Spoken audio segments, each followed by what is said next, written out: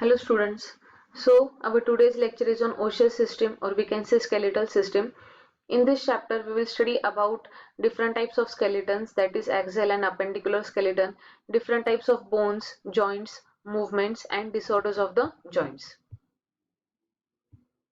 Now basically firstly we will start with the introduction of skeletal system.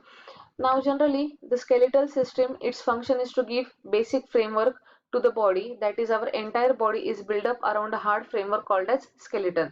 Now this hard framework, it is generally consist of different types of bones which is called as skeleton. Now the skeleton, it is a composition or it is a combination of bones and various tissues, and generally they are associated or they are cartilage and joints are present with them. Now the role of joints is to carry out movements at different locations, and if in the skeleton or if in the skeleton system, if there were no joints present, our body or the human body would not be able to carry out any movements easily. Next is various type of components which are present in the bone. First one is osteoblast and osteocytes. Now basically the role of osteoblast is to form new bone. Whatever new bones are formed in the body, they are formed with the help of this osteoblast, and also whatever existing bone is there, its growth is carried with the help of this osteoblast. And also osteocytes help in creating bone or forming new bone. So these both osteoblast and osteocytes, they have role in forming new bone and also carrying growth of the existing bone. Next is osteoclast.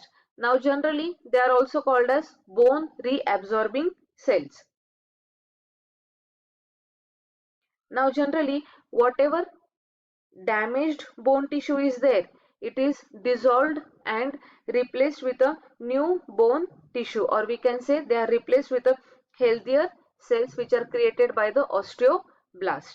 Okay, so these are the roles of osteoblast, osteocytes and osteoclast.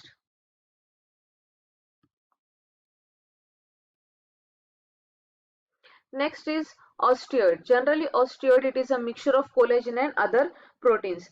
Now the role of osteoid is that it undergoes calcification, and this osteoid or this calcified tissue, it is deposited as lamellae in the layers of the bone matrix. So this is the role of osteoid.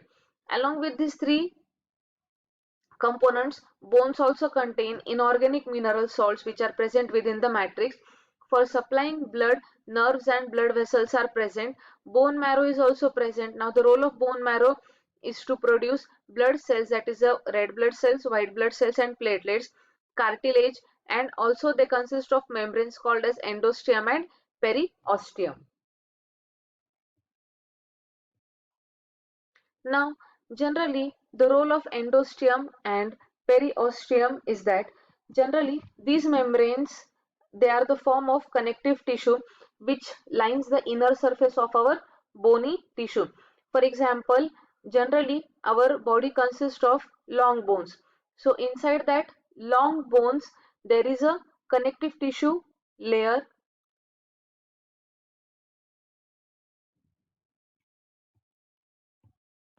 Proceeding further, these are the different types or different shapes of bones. Now generally this flat bone is the sternum. This is the bones which is irregular in shape, hence it is called as irregular bones. These are the small bones, hence they are called as short bones. Now example of irregular bone is the vertebra. Generally this type of bone, it is present in the whole vertebral column. Now this round small bone, it is called as sesamoid bone. This is generally present on the knee joint. The role of this bone is to protect our knees. It is also called as kneecap, or this type of bone is called as patella. Next, this is the long bone whose example is femur. It is generally present in our thighs.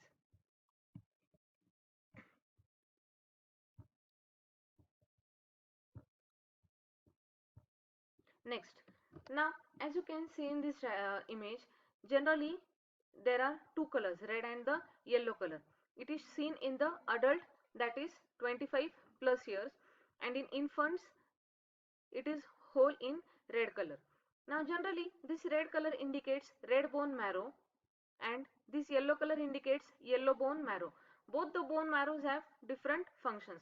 So the function of red bone marrow is to produce red blood cells, or it helps in process of hematopoiesis, that is producing different types of blood cells. The role of yellow bone marrow is to store fat. Now generally this type of or these two type of bone marrows are present in our bones having different type of functions. Now proceeding further, generally a human body consists of 206 bones. Now these 206 bones, they are divided into two groups. First one is axial skeleton, it consists of 80 bones, and second one is appendicular skeleton, which consists of 126 bones. Now again these two types, they are divided into subtypes or they have subtypes. Now first one is axial skeleton. It is divided into three types: skull, vertebral column and thoracic cage. This whole three types of bones constitute of the axial skeleton. Next, second type is the appendicular skeleton. It consists of 126 bones. Now generally appendicular skeleton consists of all the bones from the upper limbs and lower limbs. It also consists of two types of girdle: shoulder girdle, it is also called as pectoral girdle. Now generally in this girdle it consists of two bones, that is the clavicle and scapula. Next is the pelvic girdle. It consists of hip bones. Again, hip bones, it has three types of bones, that is the ilium, ischium and pubis. So this whole constitute the appendicular skeleton. Now moving further, the first type we will study is the axial skeleton, which consists of 80 bones. First one is there is the skull. Now generally a human skull consists of 28 different types of bones. Now these 28 bones, they are divided into two main parts called as the cranium and facial bones. The cranium, they are also called as skull bones. And next is the facial bones. Facial bones constitute the face. Next is the thoracic cage. Now generally thoracic cage consists of sternum or breastbone, and second part is the ribs. Now the sternum or breastbone, it is only a one flat single bone. Now this bone, it helps in joining of ribs, and next part is the ribs. Now generally there are 24 bones consisting or forming 12 pairs of ribs. Now these ribs, which are again divided into three types: true ribs, false ribs and floating ribs. Detailed discussion about the skull bones, cranial bones or facial bones, sternum, breastbone, ribs, we will see in the next slide. Now when this sternum and ribs, when they join together, they form a cage like structure which protects the delicate organs such as heart and lungs. So hence this is the second type of axial skeleton. Next, third one is the vertebral column. Now vertebral column, it is also called as spine or spinal cord, or we can say spinal column. Now generally vertebral column, it is made up of 33 bones. Now these bones, they are irregular in shape. Okay, again these 33 bones, they are divided into 5 different categories or 5 different vertebrae.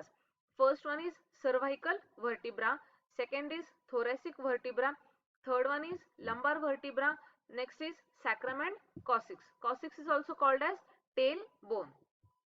Now the detailed description about this skull bones, thoracic cage and vertebral column we will see as per the point in the next slides. See, now as you can see in this image, this is the basic division of skeletal system. Now this blue colored, they are called as the appendicular skeleton. See, this is the shoulder girdle. Now this shoulder girdle consists of this triangle like shaped bone is the scapula, and this collar like bone is the clavicle. Next, these are the bones of upper limbs which form our arms and hands. Next, these are the bones of lower limb which forms our legs and foot, and also it consists of pelvic girdle. Next, this one is the axial skeleton. Generally it consists of skull. This is the thoracic cage, or we can say these are the ribs, and this center bone is called as sternum. and next is this is the 33 bones called as vertebral column. So in our next lecture we will study in detail about different types of axial skeleton. Thank you.